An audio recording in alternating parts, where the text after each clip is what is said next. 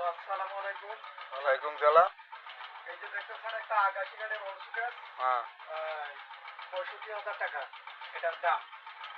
তবে এটা জিনিসটা বানাইছি, তো আপনাদের কিরকম লাগলো, তা যদি কারো লাগে তাহলে কমেন্ট করে মেসেঞ্জারে যোগাযোগ করে জানাবেন, পেয়ে যাবেন। এই যে দেখেন কত সুন্দর একটা মরসুকাস, ঠিক আছে? এটা কি অরিজিনাল শব্দ কি আকাশি না অন্য কিছু? এটা অরিজিনাল ১ নম্বর আকাশি কাঠা। এইটা হ্যাঁ, এই যে এগুলো দয়া। হ্যাঁ, ঠিক আছে। আর এটা হলো পাল্লা। তবে